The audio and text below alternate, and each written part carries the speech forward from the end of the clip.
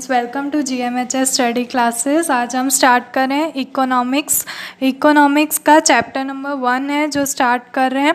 तो इकोनॉमिक्स नया सब्जेक्ट है आप सब लोगों के लिए। आपने इकोनॉमिक्स का एक पार्ट 10th स्टैंडर्ड के एसएस में कुछ बेसिक आपने पढ़ा होगा। यहाँ पे ये पूरा का पूरा वो सब्जेक्ट आ गया है नया। तो अब हम स्टार्ट करते हैं, समझते हैं इकोनॉमिक्स क्या है। ये बहुत ही इंपॉर्टेंट है स्टैंडर्ड 11th कॉमर्स के लिए।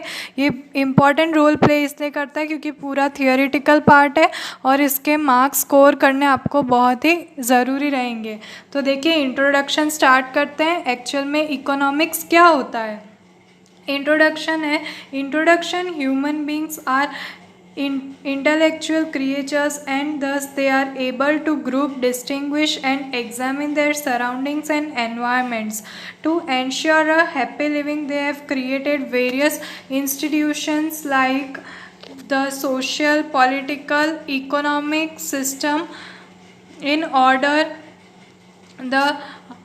order to understand such system.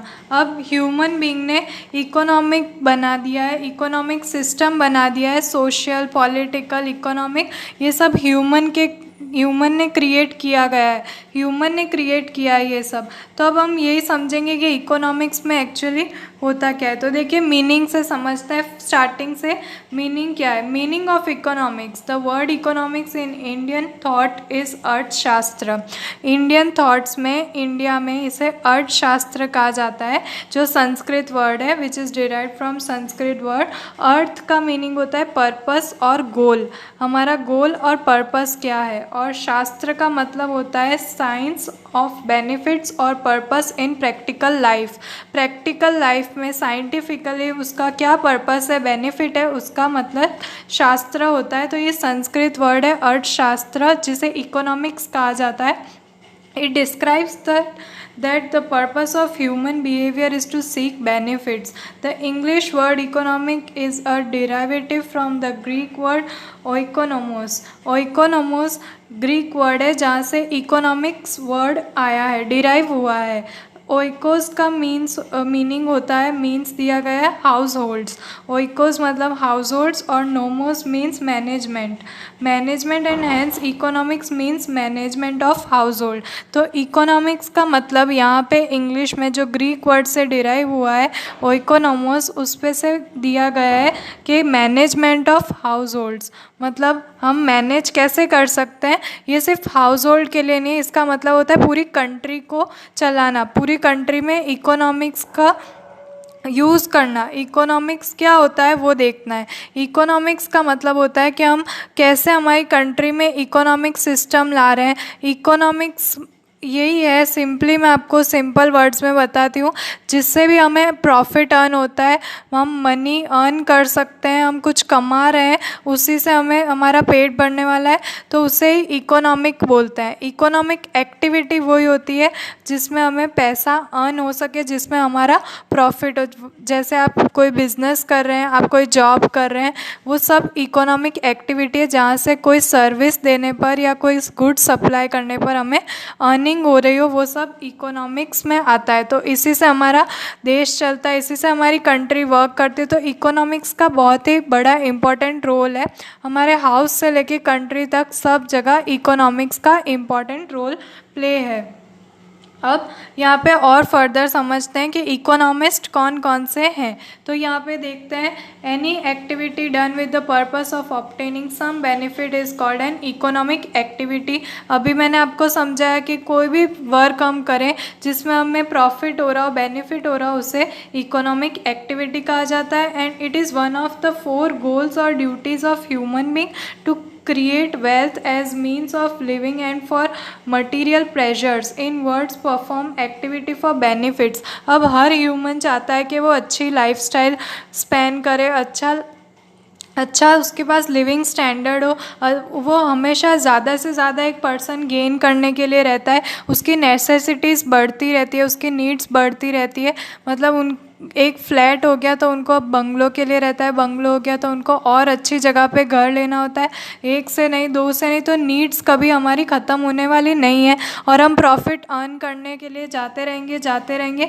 तो यही इकोनॉमिक्स में कहा गया है कि जब तक हम ऐसे इकोनॉमिक एक्टिविटीज़ करते रहेंगे प्रॉफिट अर्न करने के लिए, वहीं पे इकोनॉमिक वर्ड है। तो 2500 years ago Kautilya, who is also known as Chanakya, तो इनको तो आप सब जानते होंगे।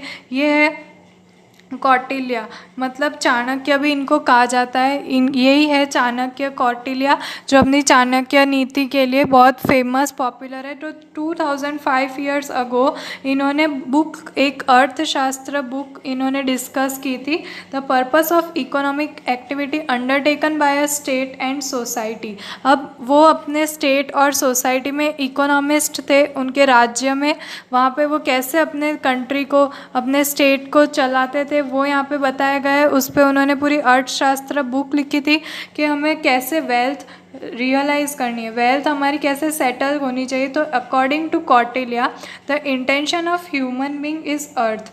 हमें, हमारा इंटेंशन क्या है ह्यूमन लाइफ का, कि कोई अर्थ, हम किसी मोरल से यहाँ पे बर्थ लेके आते हैं ह्यूमन बींग्स, तो हमारा यही गोल होता है कि हम किसी ना किसी गोल पे वर्क करते रहें, कुछ ना कुछ अर्न करते रहें। The piece of land which as human settlement is artha. अब जो पीस ऑफ लैंड पे हम रह रहे हैं, हमें उसकी नीड है, हम उसको ख़रीदना चाहते हैं, तो वो अर्थ, वो हमारी वेल्थ बन गया है। दस the science explaining the purpose and utility of wealth creation on earth is called economics. अब हम जितने भी वेल्थ क्रिएट कर रहे हैं, हम जितने भी अपनी प्रॉपर्टी खड़ी कर रहे हैं, हमारी असेट्स खड़ी कर रहे हैं, वो सब हमारा वेल्थ है, जो हम इस अर्थ पे उस पर्पस के लिए आए हैं और हम करना चाहते हैं, वो सब इकोनॉमिक्स में आता है, इकोनॉमी एक्टिविटी में आता है, जो कौटिल्य ने कहा है। तो अब ये उनकी डेफिनेशन जो उन्होंने दी है इकोनॉमिक्स के ऊपर, ये याद कर लीजिएगा, ये आपकी थियोरेटिकल पार्ट का इम्पॉर्टेंट पॉइंट है, ये आपके क्वेश्चन आंसर्स में पूछा जा सकता है। तो अब आगे देखते हैं और इकोनॉमिस्ट कौन कौन से हैं। तो ये है Adam Smith, definition of economics bye Adam Smith, ये भी इकोनॉमिस्ट है, इकोनॉमिक्स थे। अब economics is the study of nature and causes of wealth of Nations. Economic study the exchange of physical wealth produced by labour. अब यहाँ पे English में ये जो सर है एडम स्मिथ, इकोनॉमिस्ट, इन्होंने भी एक डेफिनेशन दी थी इकोनॉमिक्स के ऊपर। ये जो इन्वर्टेड कॉमास में डेफिनेशन दिखाई गई है, ये इसका आंसर होगा, आपके एग्ज़ाम में आ सकता है। तो economics is the study of nature and causes of wealth of Nations, मतलब वेल्थ है नेशन की, जो भी अगर इकोनॉमिक बेनिफिट्स नेशन को हो रहे हैं। Economic study the exchange of physical wealth produce by labour. अब लेबर करने से, हमें कुछ काम करने से, सर्विस देने से जो अर्न हो रहा है, उसे इन्होंने यहाँ पे इकोनॉमिक्स बताया है। Adam Smith introduce economics as social science because on one hand he studied human efforts and on the other hand his methodology was scientific. अब उन्होंने ह्यूमन नेचर को और मैथडोलॉजीज़ को दोनों को साथ में स्टडी किया था, इसलिए इन्होंने ऐसी डेफिनेशन इंट्रोड्यूस की। Since the times of Adam Smith economic was studies as an independent science and not as an part of general philosophy. जब इन्होंने स्टडीज़ की इकोनॉमिक के ऊपर, इन्होंने जब ये इंट्रोड्यूस किया वर्ड, डेफिनेशन दी, तब ये जनरल फिलोसॉफी थी, इंडिपेंडेंट साइंस, जनरल फिलोसॉफी नहीं थी, इंडिपेंडेंट साइंस था। In a way he talked about human welfare only in his book. तब ये इतना जनरल साइंस था, इसलिए इंडिपेंडेंटली इन्होंने सिर्फ उस पर ह्यूमन वेलफेयर को ही इसमें पॉइंट आउट किया है। अब ये चेंज हो गया है थोड़ा, अब ये जनरल फिलोसॉफी बढ़ गई है, पूरी इकोनॉमिक्स की इम्पोर्टेंस बढ़ गई है। उसके बाद है एल्फ्रेड मार्शल, ये भी इकोनॉमिस्ट थे, इन्होंने भी डेफिनेशंस दी है जो इम्पॉर्टेंट है। In his books principle of economics published in 1890s। तो 1890s में इन्होंने पब्लिश की थी principle of economics books, Alfred Marshall. He defines economics is the study of mankind in ordinary business of life. It implies that in every day of life people usually seek material well-being. अब usually business life में people material wellbeing पे काम करते रहते हैं man kind में। Ordinary इन्होंने simple definition दी है एल्फ्रेड मार्शल ने। फ्रेंड्स, ये जो भी इकोनॉमिस्ट आप देख रहे हैं ये बहुत ही पॉपुलर इकोनॉमिस्ट है। आप जब तक इकोनॉमिक्स पढ़ेंगे आगे आपके पोस्ट ग्रेजुएशन ग्रेजुएशन तक हायर स्टैंडर्ड्स तक सब में जहाँ भी इकोनॉमिक्स आप पढ़ने वाले हैं इन सब इकोनॉमिस्ट्स के नाम आने ही वाले हैं। तो इन्होंने सब में अपने कंट्रीब्यूशन दिए हैं। Definition of economics by Lionel Robbins. अब लियोनल रॉबिन्स है, ये भी इकोनॉमिस्ट थे, इनकी डेफिनेशन देख लेते हैं। Any field of science deals with a problem questions and economics deal with the questions. अब कोई भी प्रॉब्लम हो उसमें इकोनॉमिक्स में क्वेश्चंस आंसर होते रहते हैं, पर इकोनॉमिक्स में सिर्फ क्वेश्चंस ही है। How to allocate limited resources which have alternate use in the satisfaction of recurring and unlimited human wants in order to increase the wellbeing in a society.